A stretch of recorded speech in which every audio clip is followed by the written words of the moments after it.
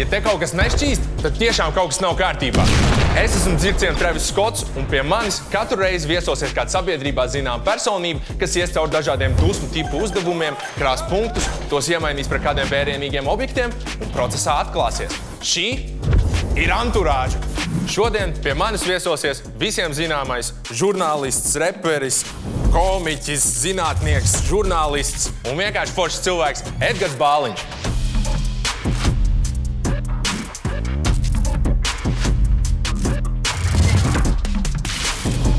Gatavībā jau.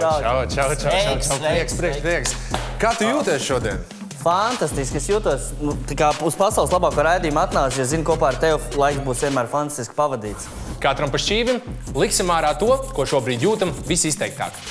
Tu esi cilvēks, kas, manuprāt, darbojās visur un vienmēr, un tu esi tik dažādās sfērās. Vai bez tās pielīšanas? Jā, tu negribi nemaz tā. Kur tu vienmēr esi bijis tāds, kam patīk rauties, darīt un domāt? Nē, vienmēr nē. Es tieši kaut kad 22 gadu vecumā man sāka parādīties kaut kāda vēlme kaut ko darīt dzīvi. Mums bija vienkārši tāds slinks. Jā. Un tagad ir viss kaut ko redzis beigās jādara. Šitā man mīļākā krāsa tieši. Bet sanāk, bērnībā tu arī nerāvies tur uz kaut kādiem radošās tīksmes. Bērnībā es rāvos pie kompi sēdēt, datorspēles paspēlēt. Bet tur jau arī, man liekas, daudz džeki arī atrod to radošumu savu iekšējo es. Īstenībā jā. Ko lai uzzīmēt? Man var pateikt, es neko nemāku zīmēt. Tu mašīnu māki zīmēt? Nē. Zaķītu māki zīmēt? Nē. Edgara Bāliņu māki uzzīmēt? Nē, to taču... Kur tu smēlējies iedvesmu savām trakajām idejām? Man ir šausmīgi daudz intereses. Man ļoti interesē vēsture, nākotne, politika, ģeogrāfija. Man viss šausmīgi ir sports. Es zinu, ko es zīmēšu. Es tagad sapratu. Bet atstāj man kā pārsteigumu. Jā. Ja tev ir daudz interesi, tev ir daudz radošāka domāšana, un tad vairāk var to visu izpaust kaut kādā mākslā, teiksim, mūzikā, vai stand-upā, vai izrādītē kādā, vai ko tādu. Ja tu interesē tikai par vienu tēmu, piemēram, glezniecība vai adīšana, tad tikai par adīšanu arī vari pastāstīt. Es varu pastāstīt arī, kāpēc Rumānijā bija diktators vai kā uzvarīt pareizi makaronus. Zinātkāri, to es novēlu pilnīgi visiem interesēties pēc iespējas vairāk lietām.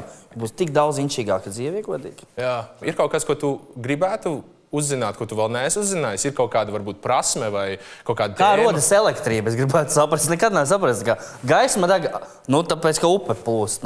Kā mēs līdz tam nonācām? Sanāk, mēs varam sagaidīt no tevis kaut kādu drīz elektriķa kampaņu.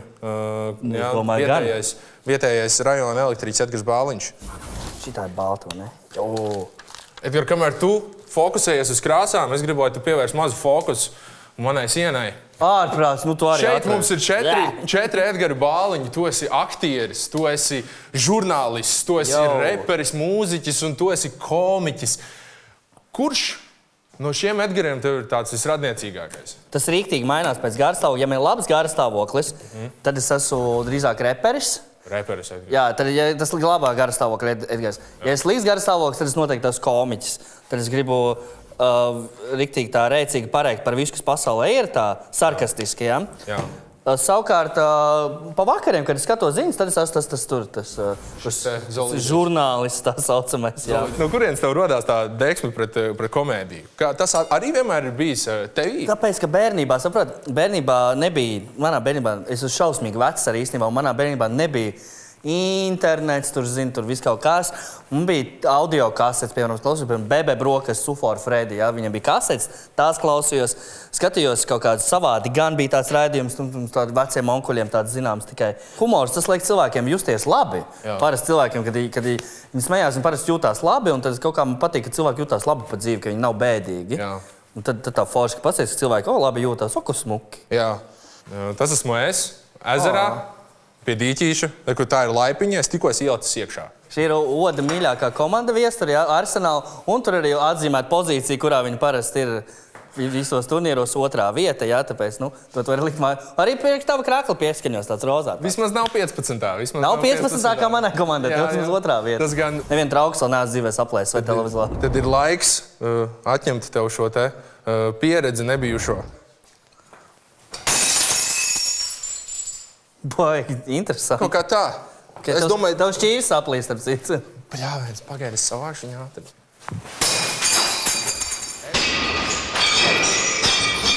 Edgar, tu esi lieliski izdarījis pirmo darbu. Kā tu jūties? Es tā varētu darīt par naudu, ja kādam vajag. Tu esi nopelnījis pirmos 10 punktus šajā spēlē. Ideāli. 4 priekšmeti, 4 jautājumi. Izšķaidi priekšmeti, tiec pie jautājumu. Atbildi 10 punktus tavējiem. Neatbildi 0 un ejam tālāk.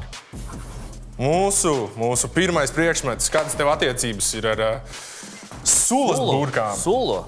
Nu, es sulu redzu, dzeru tur daudz cukura, bet vajag jau veselībai.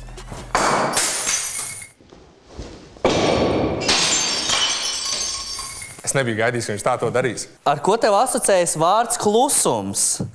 Vārds klusums man asociējas ar pilnīgu mieru, tādu tumsu, mežu, ezeru, ka tu vari dzirdēt pats savu elpu, teiksim tā. Tev patīk klusums? Nē, man grūti, man parasti patīk. Man pat gulēt patīk, kad ir bišķiņ televizors klusi ieslēgts. Es esmu tieši tāds pats. Man fonā skan vienmēr, ja es esmu mājās, vienmēr fonā jābūt kādam troksnim. Fona skaņas, piemēram, klusa mūzika vai ieslēgts televizors, var radīt stabilizējošu un nomierinošu efektu pirms gulētiešanas. Jo ne visiem klusums rada mieru. Ja dienas laikā ir bijis skrējiens, tad vakarā iespējams tās domas, kas ir bijušas nostumtas malā, atrod savu iespēju izlausties un sāk traucēt iemigt. Līdz ar to ieslēgts televizors vai tā saucamais baltais troksnis var kļūt par sargu, kas slāpē prāta aktivitāti, domas un sajūtas, kas iespējams traucē iemigt. Kas tas tāds ir? Edgar, nākamais ir tieši no tavas vecmāmiņas mājas. Es teicu, ka man nepatīk skatīties krēslu, bet bija savādāk domās. Mēs laikam pārpratām bišķiņu. Nu, paiet malā, ja? Brīles halteri, ja? Pagaid, es salikšu šitā te.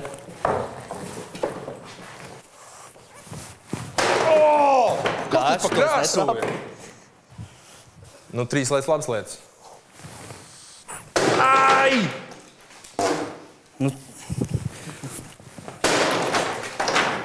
Un tad pēdējo reizi labai veiksmai. Tā tev vajag. Kā lai viņu salauž? Tas jau kāds trikšots ir.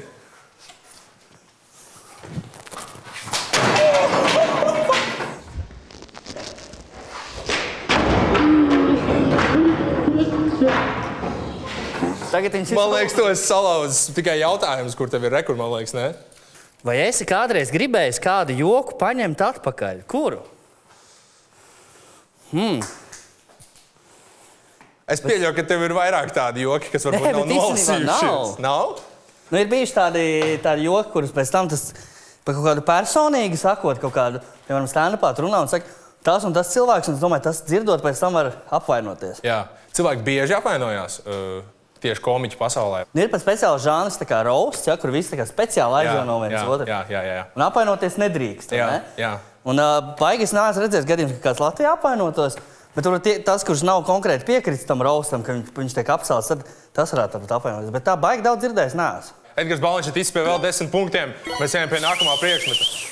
Mēs tev iedosim vissarežģītāko lietu pasaules vēsturē.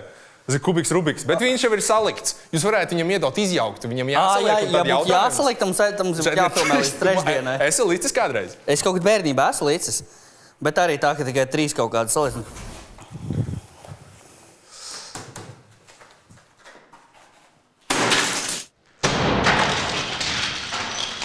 Pilnībā izšķaidīji ar pirmo. Kā tu pēdējo reizi par kaut ko sajūsminājies kā bērns? Nu, nenormāli, iespējams, viens no lielākiem priekiem pasaulē man bija, kad pērn mēs Malmo, Zviedrijā, tika paziņots, ka Latvija tiek Eirovīzijas finālā beidzot pēc miljardus gadiem. Nu, tas prieks bija ļoti, ļoti neviltots tāds, tā kā... Nu, tā kā pilnīgi uzsprāgs no prieka, laimes un neticības, ka tiešām kaut kas tāds ir noticis. Kā aizsākās tavu mīlestību pret Eirovīziju? Jo tu esi numur 1 fans. Paldies. Tas sākās jā, arī bērnībā, kā es teicu, nebija interneta, nebija viss tā, kas mūsdienās ir pierasta lieta. Un pirmo reizi rādīja, kā Prāta vētra 99. gadā Stokholmā piedalās, 2000. gadā Stokholmā piedalās tajā tur pasākumā. Un to rādīja pa televizoru, skatos, nu wow, cik interesanti. Tagad bija atkārtojums, tad es ierakstīju video kasetē. Pēc tam to video kasetē drillēju no rīta līdz vakaram un skatījos. Un tā tas arī palika. Nu, tagad tev vajadzēs šito izdomāt, kā saplaist. Tā, es jutīšos kā ķirurgs. Tā, tad pirms veicam nelielu iegriezumu kakla rajonā. Galvenais skatāmies, mācamies. Jā, šitādu te. Tad paskatāmies, kas mums ir pa slimību. Te ir spalvas, jā. Tā tam laikam Tikai nevajadzētu jums diezgan spalvainas iekšas, mīļot pacienta kungs. Tā laikam nevajadzētu būt, jā. Varbūt vajag tikt vaļā bišķiņ no viņām. Sakiet, kādu skuvekli jūs liedzojat? Laikam jā. Vai izmantojat lūdzu mūsu tā? Happy New Year! Tā, labi, paskatīsimies, kas vēl labs. Varbūt kāds jautājums arī te varētu izdarīt. Cik skaisti. Man tā patīk pavadīt šo dienu ar tevi, Edgar. Šādi. Tas ir. Kas ir kaut kas, ko cilvēki bieži neaizdomājas par tevi, jo viņi redz tikai tavu komēdijas daļu? Varbūt neaizdomājas. Es ceru, ka cilvēki vispār bieži neaizdomājas par mani, jo ir labāk lietas, par ko domāt. Bet vispār, patiesībā, lai jūs arī necerat, es patiesībā diezgan introverts cilvēks. Šis viss tikai tā kamera priekšā tālāk, ka tev baigi interesē plivināt kaut kādas spalvas pa gaisu un tā. Man patīk, daudz arī patīk klausīties nekā runāt, tāpēc vienmēr, kad dzīvē satiekos cilvēkiem, es pārsvarā klusēm klausos, ko viņi runā, nevis pats cenšos daudz muldēt un stāstīt kaut ko, kā man iet. Man vairāk interesē, kā iet citiem, jo to, kā man iet, es jau pats zinu. Tu baigi klausies, ko citu runā. Cik viegli vai reizēm varbūt grūti tev ir izkāpt ārā no tā sava introvertā es un kļūt par Edgaru Balviņu, ko mēs zinām un redzam? Tas laikam atkarīgs, ar kuriem cilvēkiem kopā darīt. Jā? Piemēram, ar tādu cilvēku kā tu, kurš ir atvērts un draudzīgs. Ar tevi vienkārši tev var būt, kāds vien vēlas būt, bet tādā nepazīstamā kompānijā, piemēram, tādā pašā Eirovīzijā, ja, kur tur ir daudz sarežģītāk būt tādam tā kā gribās būt. Katram pa 4 glāzēm, tas, kurš iemetīs vismaz 2 glāzēs pirmais, būs uzvarētājs. Ja tas būs Edgars, 10 punkti. Ja tas būšu es, 5 punkti. Labi, mēs esam gatavi sākt, jā? Un pirmais metiens, Stefs Karīs no logo. Es pat nezinu, pa ko es tēmēju, pa to burku vai pa to glāzi. Galvenais trāpa kaut kur. Edgar. Man liekas, ka ļoti bieži komiķi runā paši par sevi. Tā vieglāk ir. Kā tev pašam ir ar to? Materiāli vieglāk ir uzrakstīt par sevi vai par kādu citu? Par citiem, protams, ka ir vieglāk. Vispār par sabiedrību kā tādu. Mums ir tik interesanta sabiedrība. Tas pasēd un pieraksta visu pēc kārtas. Kāpēc, tavuprāt, komiķi ļoti bieži kaut kādas savas iekšējās problēmas vai kompleksus pārvērš tās mākslā? Kur ir tas? Vai tas ir kaut kāds veids, kā viņi cīnās ar to iekšējo? Man liekas, tas vienkārši no tiem, kas tā dara, ja man jau nav nekāda kompleksa, man jau viss super. Tie, kas tā dara, viņiem ir tas, ka viņi vienkārši par to daudz domā, un tu jau rādi mākslu un tā, par ko tu domā. Reperi jau arī raksta par lietām, par kurām viņi domā. Tāpēc arī komiķis stāsta lietas, par kurām viņi domā. Tā ir. Un galvenais ir domāt. Vienkārši domā, un viss ir sajūtās, saprot, brāl. Galvenais ir just to pareizo vibrāciju. Un mest garām. Kopumā jokošana ir adaptīvs veids, kā pārstrādāt sarežģītas jūtas. Skatoties virspusējā līmenī, mēs varētu sacīt, ka par sevi jokot ir visvieglāk, jo mēs paši sevi pazīstam vislabāk. Tomēr pētot dziļāk, agresīvāk vai sarkastiskāk pasmiešanās par savām nepilnībām vai neveiksmēm var kalpot kā aizsardzība. Ja es pati par sevi pasmiešos, varbūt citi man nesāpinās. Cik svarīgi ir būt labā mentālā stadijā, lai rakstītu labu joku? Labāk patiesībā, man liekas, labāk ir būt sliktā mentālā stadijā, lai labas dzīves māksla reti rodas, man liekas. Vispār, tāpēc stand-up neesmu uzrakstījis jau 8 gadus nevienu jaunu joku patiesībā. Tāpēc, ka man ir dzīvē īstenībā ļoti labi. Tāpēc rakstu repu vairāk. Bet tā ir, man liekas, ka lielākie mākslas darbi rodās ar sāpēm. Bet tieši tā, ka parasti ir, kad reperis izšķīrās, tas uz jaunu albumu. Tas ir tāds teiciens. Jaunais albums būs mega. Mega, jā, jo viņš tikko izšķīries un draudzenes. Tad, principā, mēs varam pieņemt to, ka tev šobrīd viss ir kārtībā? Man viss ir ļoti kārtībā. Tāpēc, ka jauns stand-ups nav bijis 8 gadus. Man, diemžēl, viss ļoti labi, vai kā? Vai zināšanai, vai zināšanai man viss labi, jā. Tas tā, vienkārši. Tā random izdomājām pateikt to. Tev ir tas gods, tikai uzvalc brillītes. Jā. Man jāšķēri kaut kā, jā? Tev cīm. Super. Jāmācās, skaties, zini, kāds noteikti? Paņem bumbiņu. Tu man tagad mācīsi, jā? Pasties, jā. Šitāds nenotiek. Vai spiediens tev ir sveša lieta? Vai tu izjūti? Arvien, jo vecāks paliek, jo mazāk tas spiediens ir mazāk tāds. Varbūt spiediens par, ka tu esi kāds deadlines, tā kā, kad beidzās laiks kādam termiņš kaut kāds, ja, vai kad tuvojas kāds lielāks koncerts, kad tur tā, padomā. Pirmkārt, pirmais, ko es dažkārt saku, padomā, kā Beyoncé justo šeit, bet padomā, kas ir Beyoncé. Beyoncé jāuzstālas kaut kā Coachella vai kas tur, vai ne? Un viņai tur ir jāuzstālas, kas tam mums te Latvijā, tur, cik tur, 10 000 cilvēku atnāk. Padomā, Beyoncé, viņam miljoniem jāuzstālas. Iedomājies, kā būs tautumētām Eirovīzijā uzstāties, tur ir jāuztraucās. Kas tam mums te dīķi? Tātad, principā, bet tu arī neizjūti nekādu spiedienu par to, kā tevi uztver tavu personību, ka tas jau ir Edgars Bāliņš, viņš ir rēcīgs. Tu neuztver spiedienu turēt to tandēmu. Tur tā lieta arī, ka cilvēki rēķina, ka cilvēki atnāk uz tevi skatīties. Tu jau esi uzvarējis, ja? Tādā ziņā, ka, lai jebkas, ko tu izdarīsi, viņiem tas patiks, ticamāk. Slikti ir tādos gadījumos, kad ir jāuzstājas vietās, kur cilvēki nezin, ka tu uzstāsies. Piemēram, kādā korporatīvajā, ja? Tur, piemēram, notiek kaut kas, un tagad kā pasteiguma vietas, tagad Edgars stāstīs jokus, tad ir jo tad cilvēki tā, ko tu mums atnāc traucēt ēst? Ko tu mums tas stāst? Es nemaz negribēju tevi redzēt. Ja cilvēki ir atnākuši un grib tevi redzēt, tad viss būs chill. Pagaidi. Beidzot kaut kas labs. Man jābeidz tev to priecāties. Mēģināsim šitā tagad. Viss cieņa. Ja man šitās divas neizdosies, tad, Edgar, es arī piekāpšos. Ar pēdēju! Šitie kārtīgi, šitā ir nopietni padarīšana. Šito lūdzu nofilmēt. Jums ir kādam kamera līdzi kāda? Es reāli zaudēju. Es pirmo reizi zaudēju. Tu man sagādāji pirmo zaudē, Edgar, es esmu diezgan vīlies, bet es tev apsveicu, tu esi nopelnījis 10 punktus šajā uzdevumā. Yes. Wow! Tev kopā ir 60 punkti. Ej, tu nos, man tik daudz punktu nav nekur nekad bijuši. Mēģini uzsistāt to. Pagaid, man jāsatīkās dopus. Vai kaut ko vieglāk paņem? Nē. Būs, jā? Ideāli. Edgar, ir pienācis tas laiks beidzot. Tu esi cītīgi krājis punktus visas spēles garumā, ir laiks tos iemainīt mūsu šķaidkartē. Tā, ko tad šodien šķaidam? Televizoru, mikroviņu krāsni, ventilatoru, pudeļu komplektu vai trauku komplektu. Ar ko mēs sākam? Ar pudeļu komplektu, jā. Tad trauks mums vajadzēs starterītī. Un siltajā mēs ņemsim televizoru, protams, un saldējā vēl vienu televizoru, lūdzu. Man liekas, ka tas ir 50 punktu vispār. Un tad 10 punktus dāvina nākamajam, kurš būs. Ļoti labi.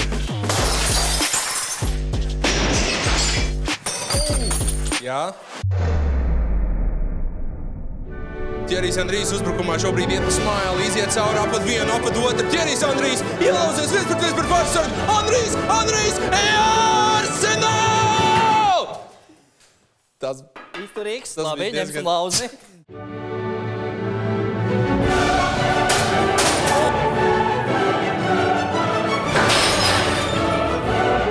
Man liekas, viņš vairs nerāda. Un šogad muzikālajā bankā neiekļūst Singapūras satīns. Ne šogad, ne pagājuši gadu, ne gadus pirms tam. Tur noteikti nav iekļūst Singapūras satīns. Aplaus lūdzu studijā. Atkal tas Dons uzvarēja.